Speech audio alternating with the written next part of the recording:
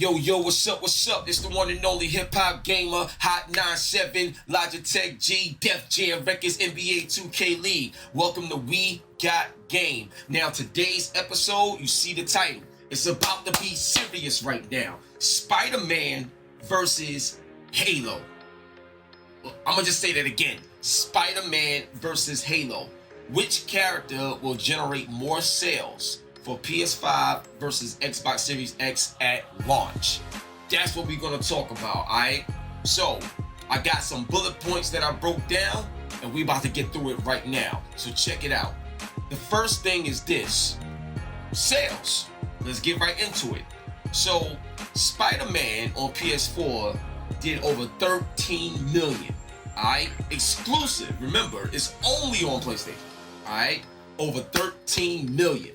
Okay, on Xbox with the Halo 5, the last one that came out previously, it did a little over 5 million. That's what's been reported because Microsoft, they don't report numbers like they used to. But in terms of that figure, it was over 5 million. Now, let's discuss this for a second. Spider-Man on PS4, that's like that Insomniac Games did, that's their first ever Spider-Man. And out the gate, they did 13 mil. Whereas Halo, back in the day, like Halo will sell like 12, 13, 15 million copies. But it's been up and down, up and down. And right now, Halo, in terms of the impact, hasn't been what we've known it for, you know, in terms of back in the day with the 360 era and even the OG Xbox era. You understand what I'm saying? So just looking at that from a sales standpoint, Spider-Man definitely got the advantage here that will help PS5 outsell Xbox Series X when it comes to launch. So when it comes to sales, I gotta go with Spider-Man on this one, because even though Halo is Halo, Spider-Man right now is just in a bigger position, period. And based off their last outing, the proof is there. Facts. And then think about this. Halo is also on PC. So it's actually on more platforms than just one when it comes to the PlayStation side, because it's only on PlayStation. So if you could outsell some a title where that title has more platforms to be on, and you still, you know, outselling that title, it speaks volumes to the impact that that one game made. So that's the sales bullet point. Now we about to move over to momentum. Now when you look at momentum, PS5, they over 105 million sold this generation. You know what I'm saying? I think they close to 120 right now. You know what I mean? That's crazy right now. Whereas Xbox, they're a little over 50 million. Now keep this in mind for a second. In 2013, both of these systems came out, and they came out a week apart. Xbox was $100 more, true, but over time, Sony like blew them out the water. Like, you know, in terms of attach rate, game sales, everything. Now, one of the issues was messaging. Out the gate, Xbox had poor messaging. You know what I'm saying? Remember with the DRM, you know, you could only play your games if you have an online connection. You couldn't sell your used games because of the disc, like all these other things. Whereas Sony was like, nah, you can do all those things and more. Don't worry about it. We got you. And it was more of a fan-centric system. So culturally, they got the support and the love, and it showed, right? Now, if you move on to where we at now, exclusives has always been Sony's strength. And with Xbox, this particular generation, that's been their weakness for the most part, having exclusives that's constantly, you know, being created and having an impact in the culture. We know about Halo, we know about Forza, we know about Gears of War. But after that, it kind of stops. You know what I'm saying? Are there other games? Of course. You know what I'm saying? Ori and Blind Forest is one of those other games. But at the end of the day, in terms of impact and stuff like that, and the way people gravitate to it, Sony, when they drop an exclusive, when you think about Horizon, when you think about God of War, when you think about Uncharted, Last of Us, and Ghost of Tsushima that's about to drop, and so many more, Sony has the edge in a major way when it comes to exclusives, and that plays a role into the momentum, especially going into the PS5 generation. Everybody want to play those games, no matter what you do, what it is, you don't even have to like PlayStation. But when you see Spider-Man and you see those games, hate it or love it, like 50 Cent said, like the game said, hate it or love it, the underdog's on top. Sony's not the underdog no more. They got the momentum, they on top, hate it or love it, they got it. Period. So, when it comes to momentum, PlayStation has that as well. Simply because they dominated the competition by more than a 2-to-1 margin in terms of just sales, impact, messaging, and brand awareness and brand strength.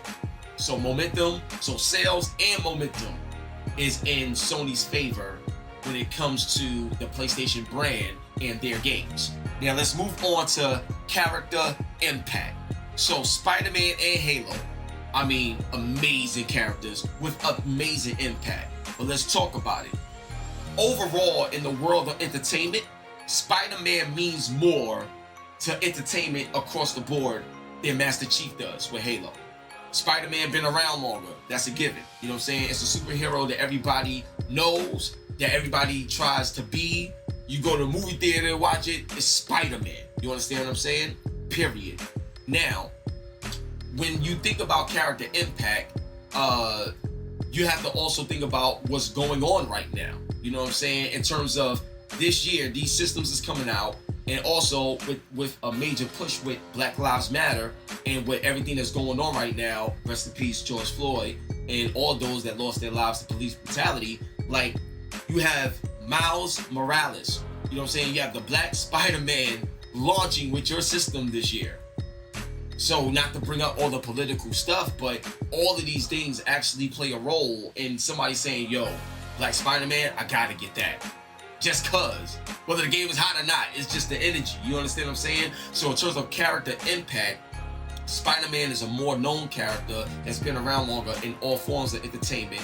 2, you coming off the success of Spider-Man into the Spideyverse. You know what I'm saying? 3, Brooklyn. I'm from Brooklyn, you know what I mean? Brooklyn, you know what I'm saying? Miles Morales is there. And then 4, when you look at the game, like when you look at that Spidey trailer and how real it looked, that joint looked insane. So think about it, out the gate, normally you don't see this level of a jump in next generation game development.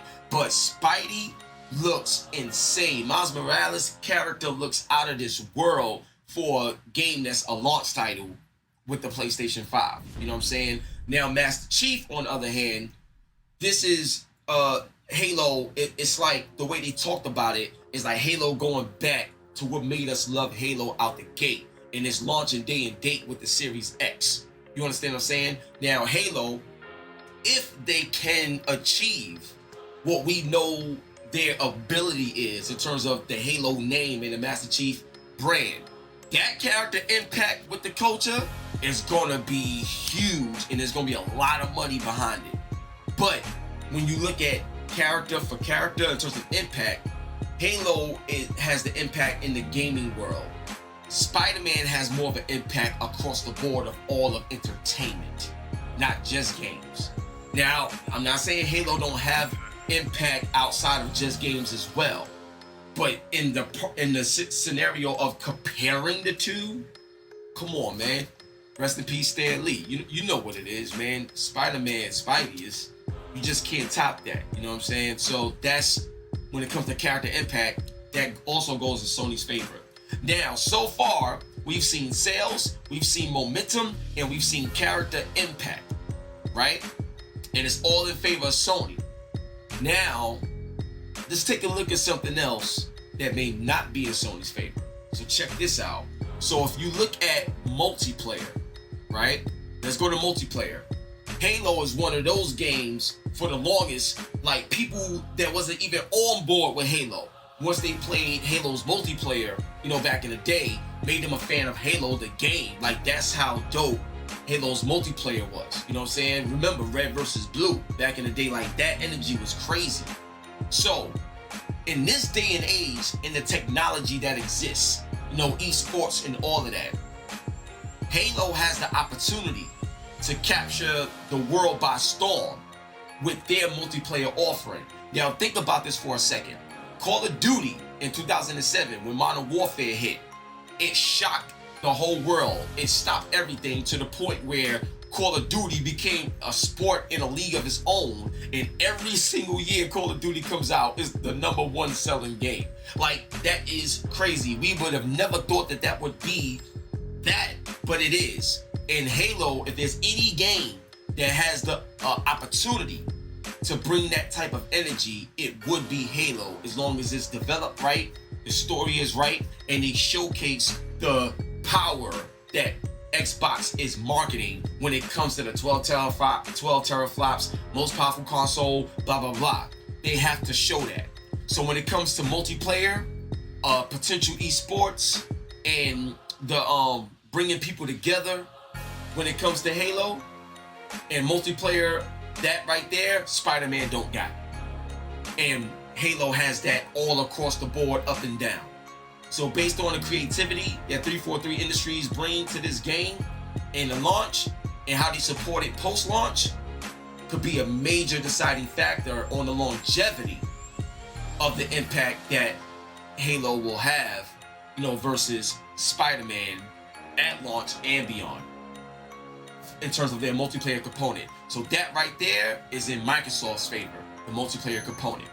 Now, barrier of entry, right? Now, the reason why I have to put this in here, because even though we're talking about Spider-Man and Master Chief character, barrier of entry to get to those characters plays a major role in it. So, when you think about barrier of entry, imagine instead of just like spending, $400 or $500 out the gate, out your pocket to get a system, imagine you do have that cell phone style where you have a 2-year contract, and you only spending like, $30 or $40, a month to get your system, Xbox Game Pass, and all these things with it. And then over time, you eventually pay it all off. But the barrier of entry is easy, like, to get into. That right there could have a major impact on everybody being quick to get an Xbox, over a PlayStation. And because of the barrier of entry, and let's say you did just spend the $400 or the $500 out the gate, but you only, it comes with Game Pass, and with Xbox Game Pass, you have Halo day and date. So you don't gotta buy Halo. All you need is the system and the service. It's free. You understand what I'm saying? Whereas on PlayStation, you gotta buy the game and you gotta buy the system, so you're spending more. And especially in these times, value is that much more important. You understand what I'm saying? So the barrier of entry is also in Microsoft's favor, because in that point, it's not always about what's better in terms of the actual game or what character you care about. A lot of times it's, can I even afford it? And I just need something I want to play. And that right there is in the favor of Microsoft in terms of barrier of entry to those characters that you're going to get, that's going to generate sales for the systems, for the respective systems at launch. You understand what I'm saying? So that right there is very important to pay attention to. Now, the next thing I want to talk about is the biggest game. And what I mean by that is Spider-Man Miles Morales is more of an expansion. It's a standalone game. Don't get me wrong, it's a standalone game, it's its own game. But it's rumored that it's a $40 title, and it's not like it's not a true sequel to the Spider-Man universe, but it's a major expansion, like how the Uncharted Lost Legacy game is, or Infamous First Light game is. But it's still a big game in its own right. Whereas Halo is Halo. It's supposed to be a big, huge game, potentially the first fully open world experience we'll get in the Halo universe. You understand what I'm saying? So, in terms of the biggest game, a person may be like, yo, I love Spider-Man, but I want a game that's gonna give me a lot of time, that I'm gonna have a lot of time with. That's a bigger game in story and in multiplayer. And that alone right there, based on how it's marketed, could be in the favor of Halo in terms of the bigger game, the more bang for your buck that you get. You know what I'm saying? The more replay value when you think of it from that standpoint. And from that standpoint, it's in favor of Master Chief. It's in favor of Halo, in favor of Xbox in terms of the bigger game based on what we're hearing so far right now. So that right there is crazy. So in terms of barrier entry in biggest game, the momentum is shifting. You know what I'm saying? In terms of multiplayer barrier entry in biggest game, the momentum is shifting right now in terms of Halo. So there's a balance here. So now to wrap this up, let's talk about power versus development. The 12 teraflops that Xbox is bringing to the table for their system, or Insomniac Games and their development talent, what's going to be the deciding factor that's going to win you over? So will it be Spider-Man Miles Morales, or will it be Master Chief Halo? It's up to you to decide. As for me, I'm getting everything. You know how I get down, you know what I'm saying? I'm hip-hop game, I get it all. But out the gate, what are your thoughts? Do you think Spider-Man in the PS5 will push their branding and their system and their launch numbers over Xbox? Or will Xbox and Master Chief, that character impact, push them over the hump over PS5 when you figure out them being potentially the biggest game, having the multiplayer and the barrier entry on their side? Me personally, momentum plays a major role in all of this. And the reason why I say that is because if you have over 100 people that got the PS4 and they love that already, they're just going to jump to the next best thing that they already know. And based off customer behavior, momentum is the most important thing, because at the end of the day, people love to stick with what they know if what they know didn't hurt. Period. And I feel like Sony, but Sony has that in their favor when it comes to momentum. And when you think about that momentum fused with a character like Spider-Man, I personally think that the PlayStation 5 will be the system that will sell more at launch. But it's not impossible for Master Chief to come in and do something unexpected where Microsoft potentially gets that head start and wins it over Spider-Man. So what are your thoughts? Leave your comments in the comment section. Let's talk about it. Me personally, I think PlayStation and Spider-Man will have the bigger impact and generate the most sales. If you agree, let me know. If you disagree, tell me why you disagree. On that note, one love and God bless. It's the one and only hip-hop gamer. We got game and I got you on your Hot 97 every day. That's my word. Logitech G, baby. And we out of here. Peace.